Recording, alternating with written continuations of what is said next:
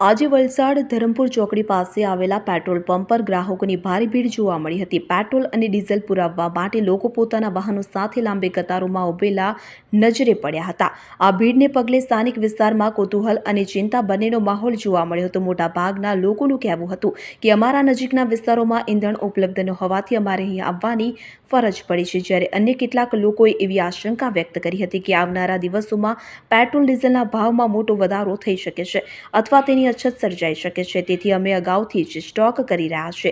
તો બીજી તરફ કેટલાક જાગૃત નાગરિકોએ પરિસ્થિતિને સંભાળતા જણાવ્યું હતું કે આપણે અફવાઓથી દૂર રહેવું જોઈએ। તેમણે વડાપ્રધાન નરેન્દ્ર મોદીની અપીલને સમર્થન આપતા લોકોને શાંતિ જાળવવા અને સરકારને સહકાર આપવા વિનંતી કરી હતી। હાલ પૂરતો પેટ્રોલ પંપ પર જથ્થો ઉપલબ્ધ છે, પરંતુ ગભરાટમાં આવીને કરવામાં આવતું પેનિક બાઇંગ અન્ય લોકો માટે મુશ્કેલી ઊભી કરી શકે છે। મિત્રો, હૈદરાબાદના ભાષણમાં પ્રધાનમંત્રી મોદીએ જે રીતે નિવેદન આપ્યું હતું, સોના માટે આપ્યું હતું, ઈંધણ માટે પણ આપ્યું હતું, પેટ્રોલ હોય ડીઝલ હોય એના વપરાશ માટે આપ્યું હતું કે દેશે હવે કોરોના કાળમાં જે રીતે વપરાશ થઈ રહ્યો હતો ઈંધણનો, કે ભાઈ ગાડીઓ ના વપરાય, ઘરથી તમે વર્ક ફ્રોમ હોમ કરો વગેરે વગેરે, શોર્ટમાં કહીએ તો એમ કહેવાની વાત હતી કે ભાઈ સોનું 1 વર્ષ સુધી ના ખરીદો અને પેટ્રોલ ડીઝલ વગેરે ઓછું વાપરો।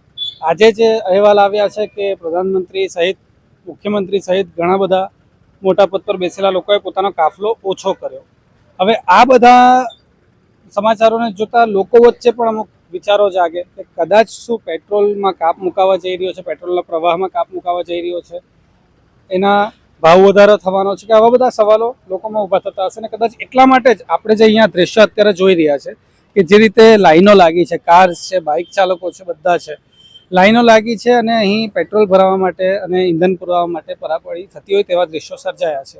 કારણ એક જ હોઈ શકે કે પ્રધાનમંત્રી નિવેદન બાદ આ બધા જે પગલાઓ લેવાયા છે, ઉર્જા મંત્રાલયથી જે નિવેદનો આવ્યા છે, એ બધા બાદ પબ્લિકમાં એક વિચાર છે કે ભાઈ કદાચ બની શકે છે કે આવનાર દિવસોમાં પેટ્રોલ ડીઝલનો ભાવ વધારો થવાનો છે અને કદાચ આ જ આશંકાના ભાગરૂપે અહીં લોકો અહીં પેટ્રોલ પુરાવવા માટે પડાપડી કરી રહ્યા છે। લોકો સાથે પણ જાણીશું, એમનો પણ પ્રતિસાદ લેવાનો પ્રયત્ન કરીશું કે કેમ ભાઈ આજરોજ આવી રીતના કાળઝાળ ગરમીમાં પણ લોકો લાઈન લગાવીને પેટ્રોલ પુરાવવા માટે ઊભા છે। ભર તડકામાં આવી રીતના લાઈન लगाવીને पेट्रोल पुरावा ऊभा છો, कोई कारण?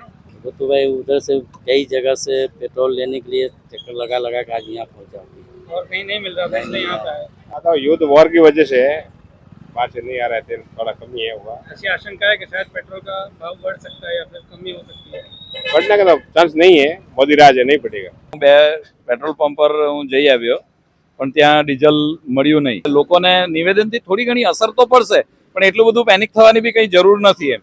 છે લાઈનો લાગી છે, કયા કારણસર અહીંયા બધા પરાપડી કરે છે પેટ્રોલ પુરાવા માટે? એવું કઈ બીક છે કે પેટ્રોલનો ભાવ વધશે કે પછી અછત થશે એવું કઈ લાગે છે? અછત થશે એવું લાગે છે। અમે ધરમપુરથી આવ્યા, ધરમપુરમાં બધું બંધ છે, બધા पेट्रोल पंप बंद है। क्या कारण है कि इतनी गर्मी में भी लोग ऐसे लाइन में लग के पेट्रोल डलवाने के लिए खड़े हैं? क्या ऐसी आशंका है कि भाई भाव बढ़ेगा कि फिर अछत होगी, ऐसा कुछ लग रहा है? ऐसा तो कुछ नहीं है। अभी जो सिस्टम है उसके अनुसार चल रहा है, क्या करोगे? नहीं तो हमें सपोर्ट करना पड़ेगा ना। मतलब लोगों में ऐसा डर क्या आपको लग रहा है कि भाव बढ़ेगा, कम हो जाएगा पेट्रोल, इसलिए जल्दी जल्दी आ रहे हैं लोग?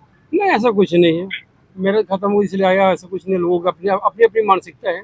सर, अभी गर्मी છે, ઉભું રહેવું પણ તડકામાં અશક્ય જેવું લાગે, તેમાં હવે લાઈન લાગીને ભીડ લાગી છે પેટ્રોલ પુરાવા માટે, શું કારણ લાગે છે? આજે નિવેદનો આવ્યા છે સરકાર તરફથી, એટલે ભાવ વધારાની બીક લોકોને લાગે છે કે શું લાગે છે આપને? આઈ થિંક ભાવ વધારાની એ થશે, કારણ કે જે પેટ્રોલ બચાવવાનું છે આપણે મોદીજીએ કીધું હતું, એટલે એ કારણે આઈ થિંક પાછું પેનિક ને બધું સિચ્યુએશન ચાલુ થયું છે। હવે હું મુંબઈથી આવું છું અને અમદાવાદ જાઉં છું અને વચ્ચે પેટ્રોલ ખતમ હતું, મને ક્યાંય એક કે પેટ્રોલ પંપ ઉપર નથી મળ્યું। મુંબઈ તો અમદાવાદના વલસાડ સુધીના રૂટમાં ક્યાંય નથી। વાપીથી આપણે એન્ટર થઈએ એના પછીથી ક્યાંય મળતું જ નથી। પણ લોકો લાઈન લગાવીને પેટ્રોલ પુરાવા ઊભા છે, લોકોને એવી બીક છે કે પેટ્રોલની કમી થશે કે ભાવ વધશે, એવી બીકના લીધે આ ભીડ લાગે? ભાવ વધે નહીં, પેટ્રોલ નહીં મળે એની જ બીક છે, બીજું કંઈ આજુબાજુ નથી મળતું પેટ્રોલ કશે એટલે? આમાં ધરમપુરમાં નથી, પારડીમાં નથી। ધરમપુર પાર્ટીમાં નથી, લાઈન લગાવીને પેટ્રોલ પુરાવા ઊભા છે, શું લાગે છે? પેટ્રોલની અછત થઈ જાય એ બીક લાગે છે કે પેટ્રોલ ભાવ વધારો થઈ જાય એ બીક લાગે છે? અછત નહીં થવી જોઈએ, કેમ કે બધા જ માણસો નોકરી ધંધા કેવી રીતે જશે? તમે આસપાસ બીજા કોઈ પેટ્રોલ પંપ પર ટ્રાય કરી હતી? હા, એ ધરમપુર ચોકડીના બીજા પેટ્રોલ પંપ પર પેટ્રોલ નથી, સવારથી નથી। સવારથી નથી? હા, હવે ડાયરેક્ટ બાય ચાન્સ અગર પેટ્રોલમાં પતી જાય તો ઘરે કેવી રીતે જવું? ભાવ વધારાની બીક, પેટ્રોલની થઈ રહેલ અછત, આજુબાજુના ક્ષેત્રોમાં પેટ્રોલ નથી મળતું લોકોને, તે માટે થઈને લોકો અહીં ધરમપુર ચોકડી સુધી પણ આવે છે. એક બેન આપણને મળ્યા હતા, એમણે કીધું છેક ધરમપુરથી આવું છું. એક ભાઈ આપણને મળ્યા હતા, જે કહેતા હતા કે મુંબઈથી સફર કરી રહ્યો છું, મને રસ્તામાં ઘણી જગ્યાએ પેટ્રોલ ડીઝલ ના મળ્યું, માટે થઈને મારે અહીંયા આવવું પડ્યું. એટલે એક પેનિક તો ક્રિએટ થયું છે, લોકોમાં એક બીક પણ ઉદ્ભવી છે કે બની શકે કે આવનાર દિવસોમાં પેટ્રોલનો ભાવ વધારો થઈ શકે, અને અછતના કારણે પણ ઘણી જગ્યાએ જ્યાં પેટ્રોલ મળતું હોય છે ત્યાં ઘસારો થઈ જવાથી લોકોનો ભીડ સર્જાઈ રહી છે. આપ જોઈ રહ્યા છો સત્ય ન્યૂઝ ગુજરાત, હું છું પ્રતિક.